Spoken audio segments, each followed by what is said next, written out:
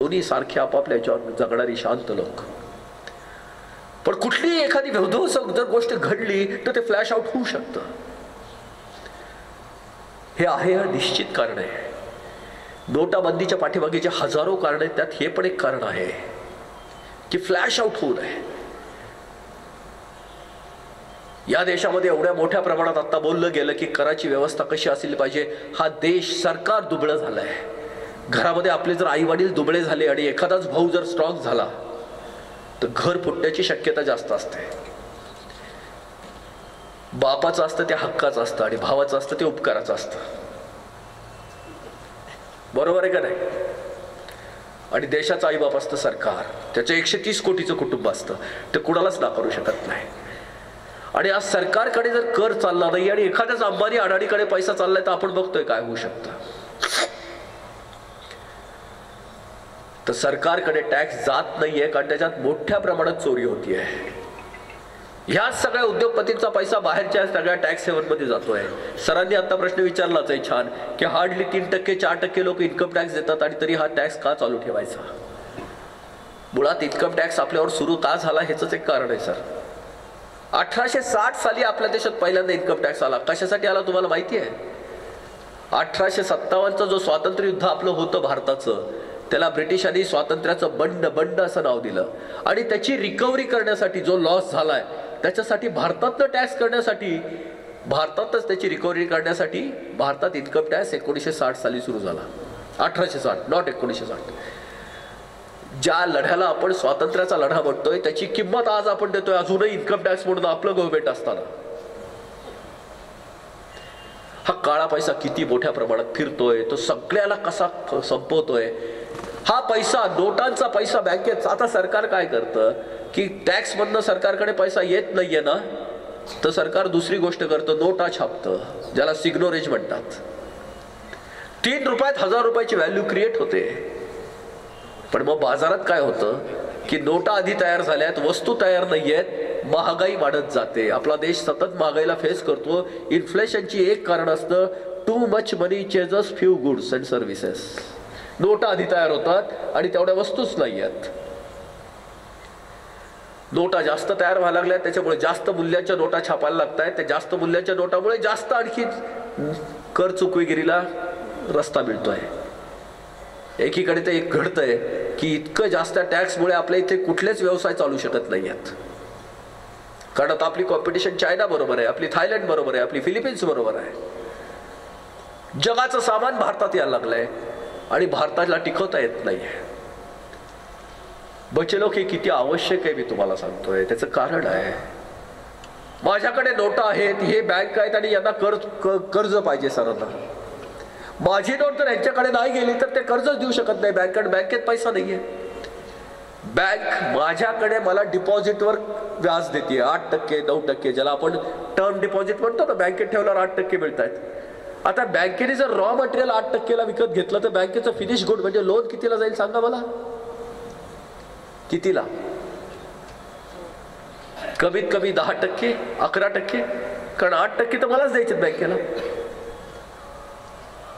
10% व्याजाने तुम्ही घराला जेव्हा कर्ज घेता तेव्हा 20 वर्षे जे तुम्हाला हप्ते भरायला लागतात घराचं कर्ज संपवायला. ते जर कर्ज 2%नी मिळालं जगात जे मिळतं तर 8.5 वर्षात ते रिपेमेंट पूर्ण होतं घराचं. फक्त तारुण्याचे 11.5 वर्ष वाचत नाहीत. 8.5 वर्षात नवं भांडवल तयार होतं कारण ते घर परत तारण ठेवून तेवढ्या किमतीचं नवं कर्ज घेता येतं.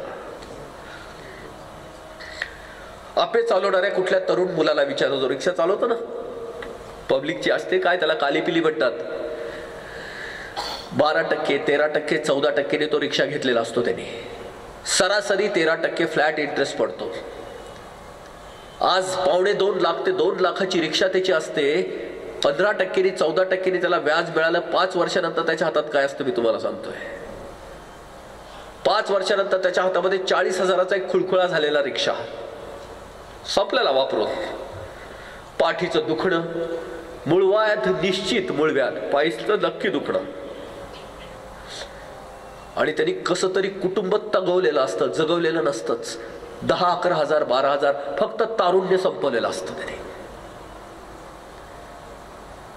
पण ते जर कर्ज त्याला 2% मिळालं, जगात मिळतं म्हणून, तुम्ही कुठल्याही बँकरला विचारा, 5 वर्षानंतर त्याच्या हातात काय राहतं? एक 40,000चा खुळखुळा, एक 80,000चा सेकंड हँड रिक्षा, आणि 5व्या वर्षी नव्या कोऱ्या रिक्षाचं पूर्ण भांडवल त्याच्या हातात असतं. म्हणून तिथला मुलगा जो आहे युरोप अमेरिकेतला, तो उद्योगाकडे जातो, नोकऱ्याच्या मागे जातच नाही. भारतामध्ये जर आपण उद्योगधंद्यात जर हरलो, फसलो, लॉसमध्ये गेलो, दिवाळखोर झालो, आपण आयुष्यातनं उठतो. कारण सगळं तारण ठेवलेलं असतं. घरी आईबाप पण म्हणतात, अरे शेतीवाडी ठेवली, आता बहिणीचं लग्न कसं करायचं? युरोप अमेरिकेत असं घडत नाही. तुम्ही धंद्यात फेल झाला तर फक्त धंद्यात फेल झाला, आयुष्यात फेल होत नाही तुम्ही.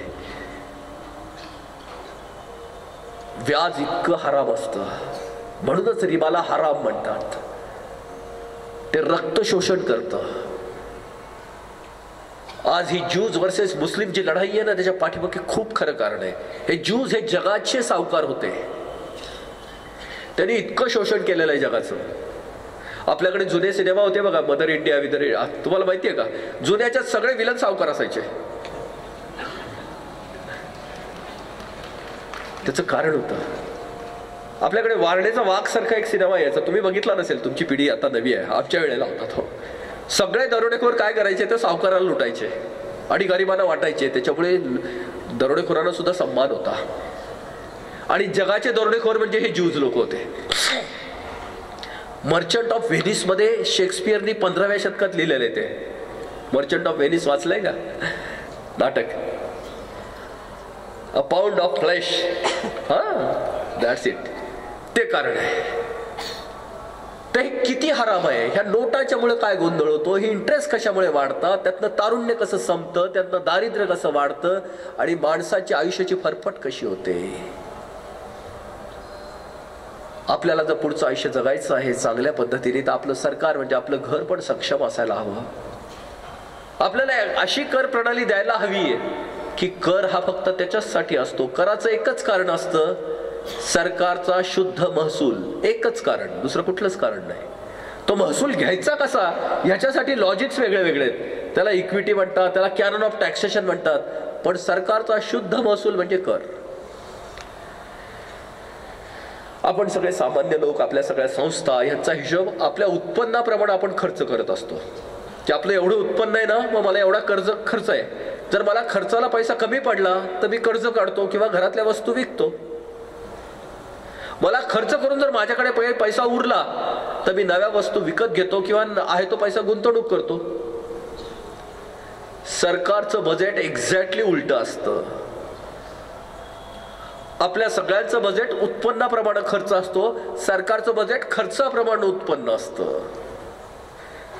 सरकारचं बजेट कधी ऐकलंय का तुम्ही?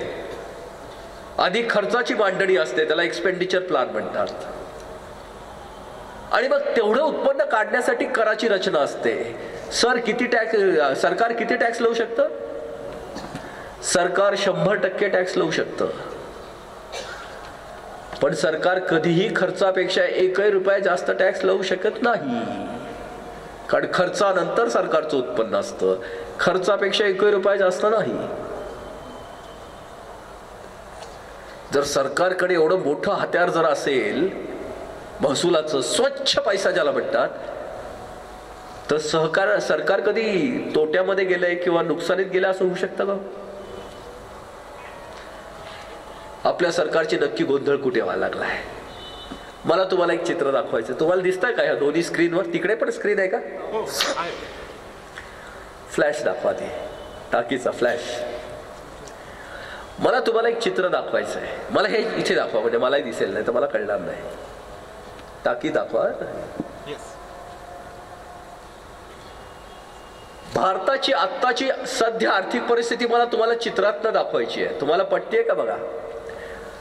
एक मोठा देश आहे भारत. असे उंच मजली इमारत, 10, 15, 20 मजली इमारत, कारण आपली 130 कोटीची लोकसंख्या आहे. या सगळ्या इमारतीला पाणी येतं वरच्या टाकीतनं, ओव्हरहेड टँक्स. कर्सर तिकडे द्या पटकन टाकीवर. आता तुम्ही बघा, त्या टाकीत पाण्याची लेवल खाली गेली आहे, त्यामुळे बऱ्याच नळाला पाणी येत नाहीये. आपल्या लक्षात येत नाही की त्या टाकीत पाणी का नाहीये, कारण खालच्या हौदामध्ये पाणी आहे, पंप पण चालू आहेत, पाणी वर पोहोचत नाहीये. त्याच्या सगळ्या नळ्यातनं पाणी वर उचलणाऱ्या त्या सगळ्या जुन्या झालेल्या आहेत, सडलेल्या आहेत, फुटलेल्या आहेत. त्याला म्हणतात कॉम्प्लेक्स टॅक्सेशन सिस्टम. रवी कर सर पटकन या. तो कॉम्प्लेक्स म्हणजे सगळी तुटलेली कर व्यवस्था. तो पैसा टाकीत जायच्या आधीच बाहेर पडतोय फुटक्या नळ्यातनं. त्याला म्हणतात काळा पैसा. सरकारपर्यंत न पोहोचता जो टॅक्स बाहेर पडतो तो ब्लॅक मनी. तो किती आहे कुणालाच माहित नाहीये, कारण तो अनअकाउंटेबल आहे. त्याला म्हणतात खाली समांतर अर्थव्यवस्थेचे एक डबकं तयार झालंय. समांतर अर्थव्यवस्था, पॅरलल इकॉनॉमी. डावी बाजू आहे ती सरकारची उत्पन्नाची बाजू असते आणि उजवी बाजू आहे ती सरकारच्या खर्चाची बाजू आहे. आता टाकीत जेवढं पाणी आहे तेवढं पण खालपर्यंत जात नाहीये, तिथे पण गळलेल्या आहेत नळ्या. त्याला म्हणतात भ्रष्टाचार, करप्शन. करप्शन नॉन ट्रेसेबल असतं आणि ब्लॅक मनी अनअकाउंटेबल असतो. काळा पैसा किती आहे कुणालाच सांगता येत नाही. आपले आत्ताचे राष्ट्रपती जेव्हा ते वित्तमंत्री होते तेव्हा व्हाईट पेपर, श्वेत पत्रिका त्यांनी संसदेत ठेवली. काळा पैसा किती सांगता नाही आला, कारण तो अनअकाउंटेबल आहे. आणि करप्शन नॉन ट्रेसेबल आहे. वरतून 100 रुपये आले, खर्च 60 रुपये झालाय, 40 रुपये गेले कुठे कळत नाही. करप्शनला ट्रेसेबिलिटी नाहीये आणि ब्लॅक मनीला अकाउंटेबिलिटी नाहीये. आता हे पुढे बघा किती सिरियस होतं.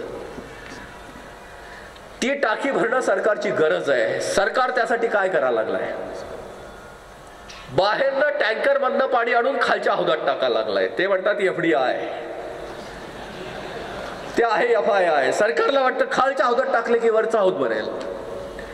आणि बराच वेळा ते टँकर जे आहे ना त्या बाहेरच्या समांतर अर्थव्यवस्थेच्या डबक्यातलंच पाणी उचलतं आणि त्या टँकर मध्ये टाकतं. त्याला म्हणतात मनी लॉन्डरिंग. याला म्हणतात मॉरिशस रूट. याला म्हणतात पनामा पेपर. रवी घाई करू नका. याला म्हणतात मॉरिशस रूट.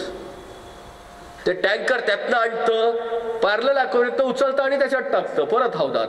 लॉन्डरिंग, स्वच्छ करायचं. तितका काळा पैसा जास्त तयार होतोय. आता ह्याच्या पुढे मात्र फार गंभीर आहे सगळंच.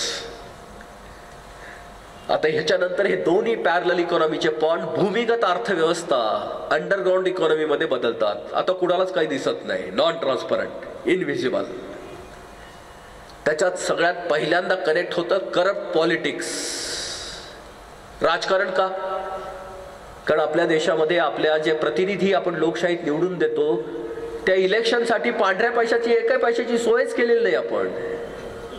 बजेटरी प्रोव्हिजन एकही पैशाची नाही. मग इलेक्शनचे खर्च येतात कुठून? पॅरलल इकॉनॉमीतनं. ज्यांना कोण पैसे देतं राजकारण्यांना? आपल्याकडे तर कुणी आलेलं आपण तर कधी आपल्याला आठवत नाही. त्यांना देते करप्ट ब्युरोक्रेसी. खालून पैसा घ्यायचा आणि वर द्यायचा, राजकारणच त्याच्यावर चालतात. ही ब्युरोक्रेसीकडे कुठून येतो काळा पैसा? तो असतो करप्ट ट्रेड आणि बिझनेस. आम्ही लोक, आम्ही वेल्थ क्रिएटर जे लोक आहोत, ट्रेडर्स, शेतकरी, सगळे चालू आपण याच्यात. जो वेल्थ ऍक्च्युली क्रिएट करतात, आपले टॅक्सचे प्रेशर कमी करण्यासाठी, आपण टॅक्स वाचवण्यासाठी आपण वरच्याला करप्ट करत जातो. ऍक्च्युली सुरुवात होते काळ्या पैशाची तिथून, वेल्थ क्रिएटर पासून. 90% आपण लोक वेल्थ क्रिएटर असतो. हे ऍडमिनिस्ट्रेटर असतात, पॉलिटिशियन्स, आणि हे ब्युरोक्रॅट्स त्याचे वेल्थ मॅनेजर्स असतात. आम्ही वेल्थ क्रिएटर, आम्ही काळा पैसा तयार करतो. हे सगळं भलं चाललंय. आता ह्याच्यात नक्की नुकसान कुणाचं आहे? पुढे ते ह्याच काळ्या पैशाच्या शेवटच्या टोकावर उभा आहे 50% पेक्षा जास्त कॉमन मॅन. तो आहे छोटा शेतकरी, तो आहे छोटा लघुउद्योजक, तो आहे तरुण की ज्याला शिक्षणाला पैसा मिळत नाहीये, ज्याला शेतीला नाही पैसा मिळत आहे. आणि मग वरच्या टाकीत पाणी येत नाही म्हणून महिन्याला 2%, 5%, 10% पर्यंत सावकाराकडनं पैसे घेतोय खालच्या. ज्याला त्याची परतफेड शक्य नाहीये, जेव्हा तो टिकत नाही व्यवस्थेत, तेव्हा जो शांत हृदयाचा आहे, मनाचा आहे, तो आत्महत्या करून मोकळा होतोय. पण ह्यातला जो तरुण आहे, गरम डोक्याचा आहे, गरम रक्ताचा आहे, तो काय करतोय? तो होतोय आतंकवादी. तो आहे नक्सलाइट, ऑर्गनाइज क्राईम मध्ये जातोय. तरुण पोरं म्हणतात की मला जगता येत नाही, तुम्हाला का जगू देऊ? 80 जिल्ह्यापेक्षा जास्त जिल्हे आता नॅक्सलाइट कॉरिडॉरमध्ये बदलले आहेत. मरणारी पोरं आपलीच आहेत आणि मारणारी पोरं आपलीच आहेत. नॅक्सलाइट आपलीच मुलं आहेत आणि पोलीस आपलीच मुलं आहेत. आता त्या चेहऱ्याचा आकार इतका मोठा झालाय की ते टाकीपेक्षा मोठा झालाय. ती टाकी म्हणजे सरकार, सरकारची क्षमता, शासनाची क्षमता म्हणजे टाकी, आणि तो चेहरा म्हणजे संघटित गुन्हेगारी. आता हे चित्र कशाशी लिंक व्हायला लागलंय? हे शेवटी तिन्ही corrupt politics, corrupt trade, corrupt bureaucracy link कशासाठी होती आहे? एकमेकात गुंततीये आणि त्यातनं काय घडतंय पहा. हे तीन एकत्र येऊन निवडणुकीचा खर्च काळ्या पैशावर उभा राहणार आहे. सत्तेतनं मत्ता आणि मत्तेतनं सत्ता. आज आपल्या देशातलं टॅलेंट राजकारणाकडे मोठ्या प्रमाणात वळत आहे, कारण त्याची ग्रोथ रेट 15% पेक्षा जास्त आहे. ब्लॅक मनीची, व्हाईट मनी आपल्याला माहिती आहे 7% वाढतोय आणि पॅरलल इकॉनॉमी ह्या रेटने वाढतीये. आज आपला देश आम्हाला ह्या परिस्थितीत दिसतोय. देशाचे सगळे संसाधनं गळून चालले आहेत आणि ते समांतर अर्थव्यवस्थेतनं त्याच देशाला फिरवायला लागले आहेत. तुम्हाला काय वाटतं, हे चित्र बरोबर आहे का अतिशयोक्ती आहे? काय वाटतं? तुम्हाला वाटत असेल तर बच्चे लोक सांगा, कारण तुमच्याच भविष्याबद्दल आमचं असं काय म्हणणं नाही की हे परफेक्ट आहे. पण त्या टाकीत जर पाणी नसेल तर काय हाल होतात हे मी तुम्हाला सांगणार आहे. आता जसं आपल्या घरातल्या वरच्या टाकीला पाणी नाही की आपण ताबडतोब सुरू करतो की पाणी कमी आहे, कमी वापरा. यालाच आरक्षण असं म्हणतात. आरक्षण एकदा सुरू झाली की कोणासाठी कशासाठी कळत नाही. 130 कोटीच्या कुटुंबाच्या मध्ये जातीपातीचं राजकारण सुरू होतं. कारण विकासाच्या, जगण्याच्या, शिक्षणाच्या, नोकऱ्याच्या, रोजगाराच्या संधी कमी होतात, कारण त्या टाकीतच पाणी नाहीये. आपण सगळे एकाच घरात आहेत आणि रोटीचा जे बॉक्स आहे घरामध्ये, आईने आपला डबा ठेवलेला आहे चपात्याचा, त्याच्यामध्ये चपात्या जर कमी असेल तर आई काय करते? छोट्या मुलासाठी आरक्षण काढून ठेवते. त्याचे सगळे मोठेच खाऊन संपवतील ना, छोट्याला मिळणारच नाही. बरोबर आहे की नाही? मग सगळे छोटे व्हायला म्हणतात, आम्हालाही छोटे म्हणा. हे उत्तर नाही आहे. उत्तर त्याच्यावर एकच आहे की त्या पोळ्या भाकरीच्या डब्यात एवढ्या चपात्या आल्या पाहिजेत, सगळ्यांनी खाऊन उरल्या पाहिजेत.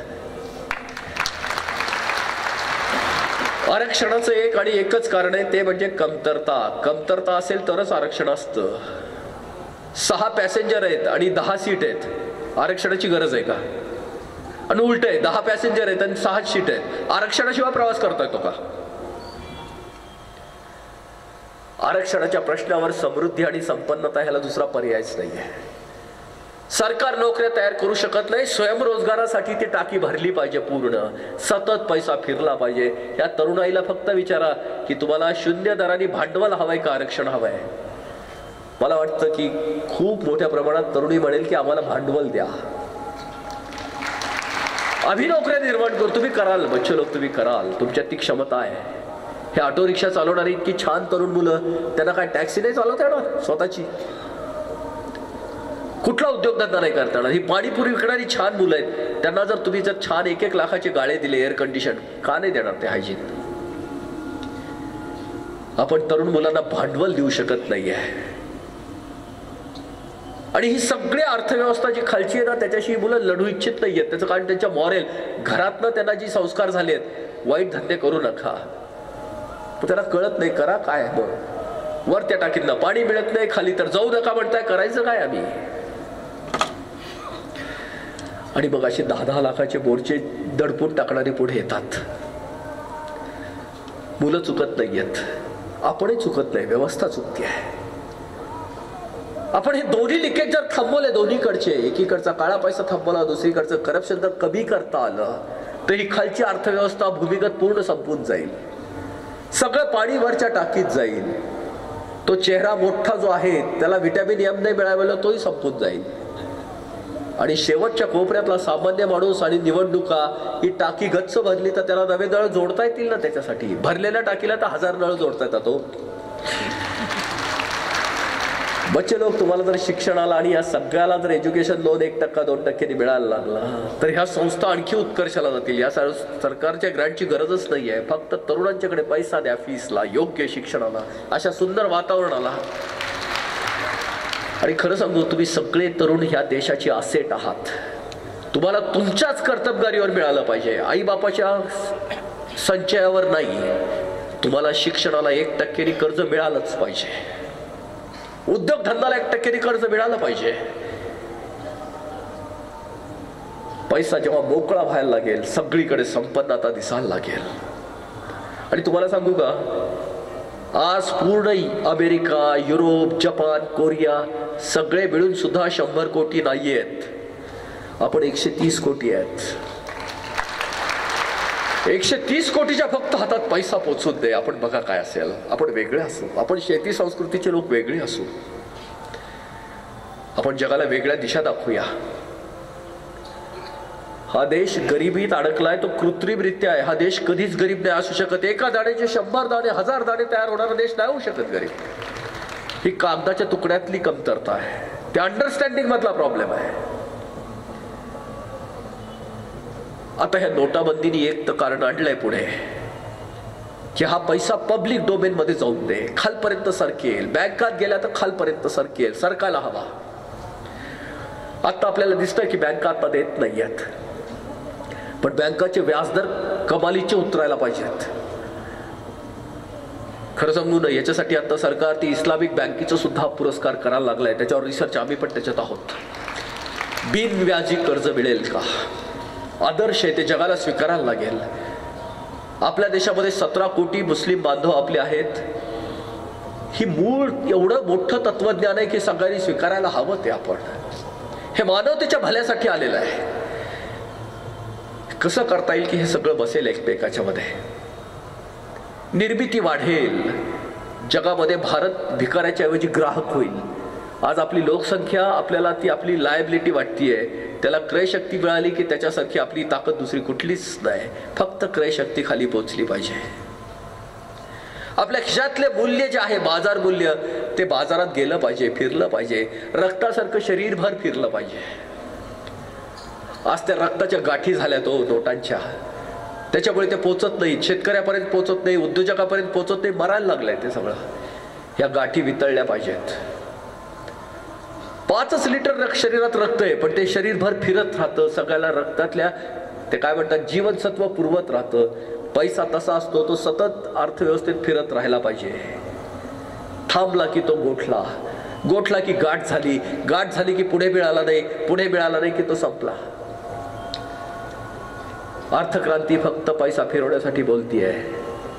आता हे सगळं असेल तर याचं उत्तर नक्की काय? त्याचं उत्तर फक्त 5 लाईन मध्येच पूर्ण उत्तर आहे. त्यातली पहिलं उत्तर आहे की जी सगळी फुटलेली पाईपलाईन आहे ते काढून टाका. सगळ्याच कर व्यवस्था काढून टाका, कुठलाच कर ठेवू नका. कारण कर हा मॅन्डेटरी कॉन्ट्रीब्युशन नाहीये, तर ते आपल्या चाणक्याच्या नीतीप्रमाणे किंवा जकात प्रमाणे पवित्र कर्म आहे. दिल्यानंतर आपल्याला काहीतरी मिळायला पाहिजे. हे आत्ता जे चाललेलं आहे की हे ब्रिटिशांचं की हे पेपर भरा तो पेपर, भारतीय माणसाला पैसे देण्यात त्रास वाटत नाहीये, त्याला कंप्लायन्स करण्यात त्रास वाटतो. चलन करा, तुम्ही हे करा, म्हणजे आपणच पैसे आणा, गोळा करा, परत सरकारला लिहून द्या. आता जीएसटी नंतर त्याची ऑडिट आपणच करून द्या. कशासाठी? कर हे आपण आपल्या देशाला दिलेलं कॉन्ट्रीब्युशन आहे, आपल्या कुटुंबाला. आपल्याला आनंद आहे त्याच्यात, फक्त तो सहज घ्या, त्रास देऊन नका घेऊ आमच्याकडनं. तर त्यातलं पहिलं जे आहे आपलं मांडणी की पूर्ण आत्ताचे कर रचना पूर्ण काढून टाका. आयात कर सोडून. आयात कर जो असतो तो आंतरराष्ट्रीय बाजाराच्या नियमनासाठी आहे, तो सरकारच्या उत्पन्नासाठी नसतो. उद्या चायनाने जर त्यांचा कांदा, लसूण मोठ्या प्रमाणात भारतात आणायला सुरुवात केली, जसं आता मशीन आणतंय, इथला मरून जाईल शेतकरी त्या व्हायच्या प्रमाणात. तर चायनाच्या वस्तूवर आयात कर वाढवून त्या महाग केल्या तर आपल्या देशातला बाजार आपल्याला टिकवता येईल. आयात कर सोडून कुठलाही कर नको. मग सरकार कसं चालायचं? दुसरं, त्यासाठी फक्त बँकांच्या व्यवहारावर एक कर लावा. तो उदाहरणासाठी 2% लागत नाही. आत्ताच्या घ्यायच्याप्रमाणे तो 0.7% म्हणजे 100 रुपयावर 70 पैसे एवढा टॅक्स आत्ता पुरतो. 100 रुपयावर 70 पैसे. तो टॅक्स लावायचा कसा? फक्त बँकाच्या व्यवहारावर. क्लिक. ज्या अकाउंटला पैसे येतील त्यांनी टॅक्स द्यायचा, देणाऱ्या अकाउंटला नाही. मी सरांना 100 रुपये दिले तर सरांच्या अकाउंटवर 98 रुपये येतील, माझ्या अकाउंटून 100च गेले. मला टॅक्स नाही, घेणाऱ्याला टॅक्स. घेणाऱ्याला. आता त्या टॅक्स मध्ये समजा 2 रुपये कापले बँकेने टॅक्स म्हणून, त्यातले 70 पैसे दिल्लीला सरळ चालून जातील. देशाचा आपण टॅक्स दिला. 60 पैसे मुंबईला गेले, राज्याचा टॅक्स दिला. 35 पैसे 40 पैसे मालेगाव कॉर्पोरेशनला मिळाले, स्थानिक प्रशासनाला पण मिळाले. Real time tax compliance. Malegaon मध्ये पैसा हरवला फिरला की पहिला पैसा मालेगाव मध्ये. तुम्ही लक्षात घ्या, आपल्या गावातला पहिला पैसा गावातच राहायला लागला. फक्त सरकारला खर्च करायचं, मग उत्पन्नाचं नाही. रस्ते बनायला लागतील, हजारो कॉन्ट्रॅक्टर, सप्लायर्स, धंदे वाढत राहतील. जितका पैसा फिरला की प्रत्येक सरकारला पैसा, राज्य, स्थानिक आणि केंद्र सरकार. यानंतर सरकारला फक्त पैसे फिरवणे याच्याशिवाय दुसरा उद्योग नाही. स्वयंरोजगार ऑटोमॅटिक तयार होत राहणार. मालेगावमध्ये बागा बनतील, रस्ते बनतील, छान छान सिनेमा थिएटर्स, हॉटेल्स, काय नाही बनणार, कारण पहिला पैसा गावात राहणार. आणि हे सगळं करण्यासाठी बँकांना सुद्धा कमिशन मिळणार. आज जर 0.5% जर बँकांना कमिशन मिळालं आजच्या घडीला, म्हणजे 100 रुपयाला 50 पैसे, 5 पैसे, 100 रुपयाला 5 पैसे एवढं जर बँकांना ट्रान्झॅक्शन मधनं कमिशन मिळालं तर आजच्या घटकेला बँकिंग सिस्टमला वर्षाला 50,000 कोटी रुपये, 1,000 लाख कोटी रुपये आज आपल्या देशात फिरतात. वर्षाला 1,000 लाख कोटी बँकेतनं. 0.05% म्हणजे 50,000 कोटी रुपये. आज बँकेमध्ये जेवढी लोक काम करतात 12 लाखच्या जवळपास लोक आहेत कर्मचारी सगळ्या बँकांच्या मध्ये मिळून. त्यांचा सरासरी पगार 50,000 पकडला तरी 60,000 कोटी रुपये होतात. 60,000 कोटी वर्षाला. इथे 50,000 कोटी रुपये फक्त त्याला त्याच्यातले मिळणार आहेत कमिशन म्हणून, व्याज म्हणून नाही. आणि हे इस्लामिक बँकेचं तत्व पहिल्यांदा सुरू होणार. हळूहळू व्याज निघून जाणार आणि सर्व्हिस चार्ज, कारण बँक आपल्याकडनं टॅक्स कलेक्ट करण्याची किंमत घेता येते. हे इस्लाम मध्ये पूर्ण बसतं. आपले 17 कोटी बांधव पूर्ण मेन सिस्टीम मध्ये अप्लायच्यात येऊ शकतात. तेच खरं आहे, कारण हे संसाधन देशाचे आहेत, घरातल्या प्रत्येकाचे आहेत. क्लिक. कॅश ट्रान्झॅक्शनवर टॅक्सच लावायचा नाही. तुम्ही रोखीने व्यवहार करा, कुठलाही टॅक्स असणार नाही, कारण त्याच्यावर कलेक्टच करता येत नाही. कोण रोखीला कोण कुणाला द्यायला लागलं कळणारच नाही, त्याच्यामुळे त्याच्यावर टॅक्सच नाही. पण 50च्या वरच्या नोटा योग्य पद्धतीने योग्य वेळेत काढून टाका. एकदम नव्हे, एकदम नव्हे.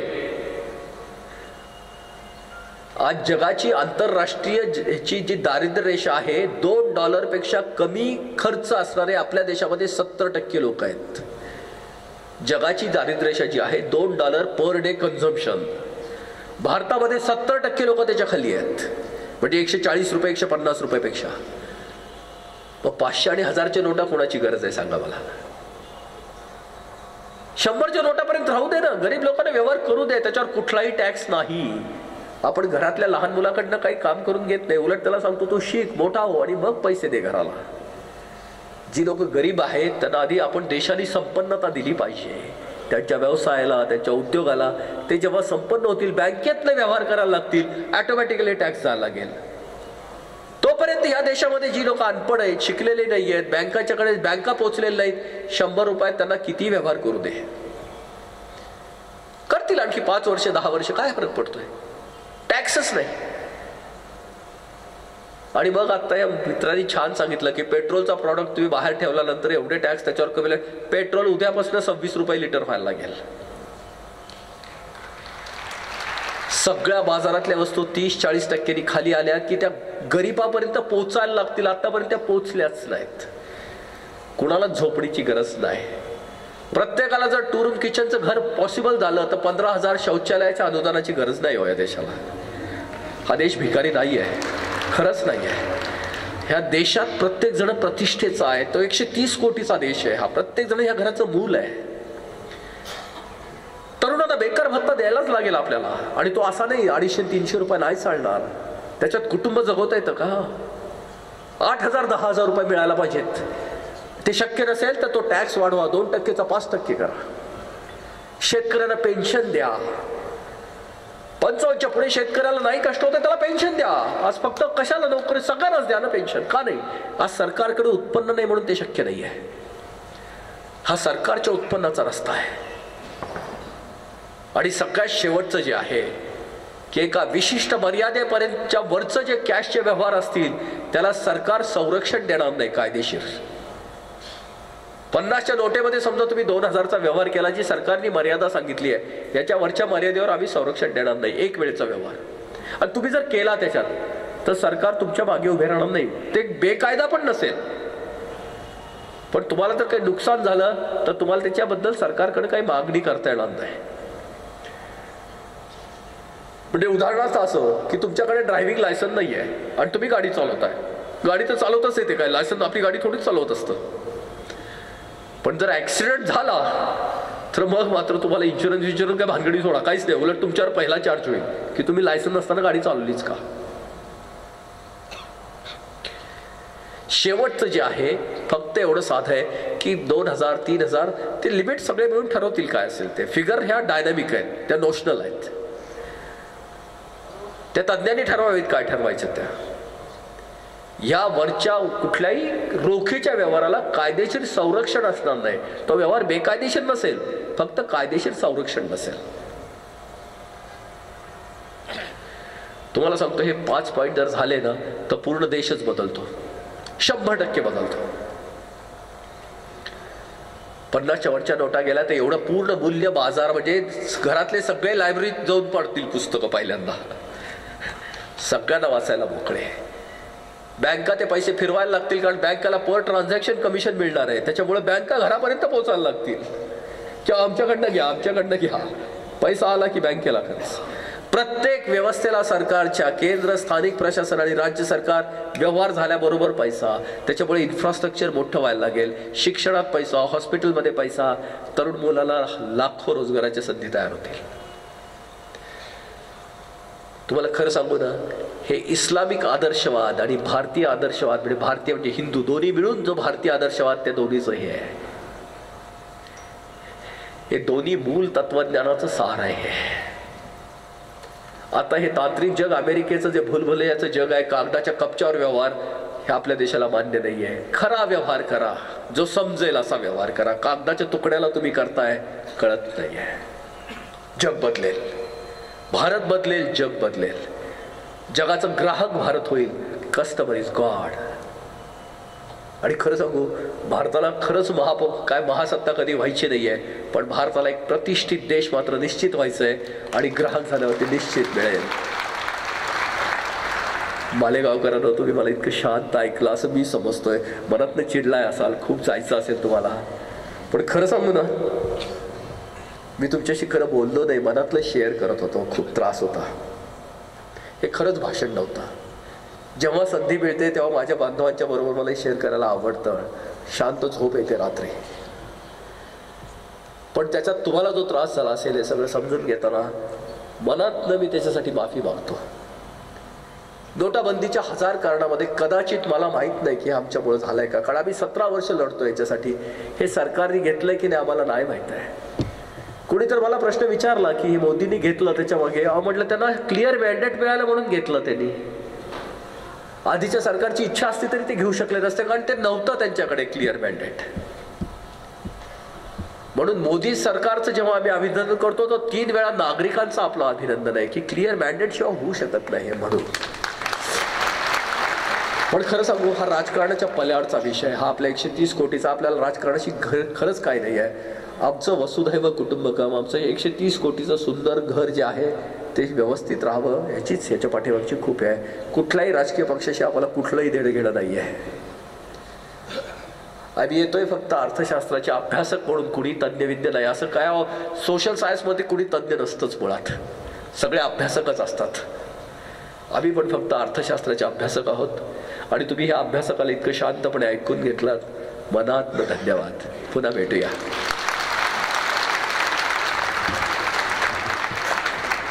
सलाम सर. RK लक्ष्मणचा कॉमन मॅन. आपण बोलतच राहावं. यानंतर पारितोषिक वितरण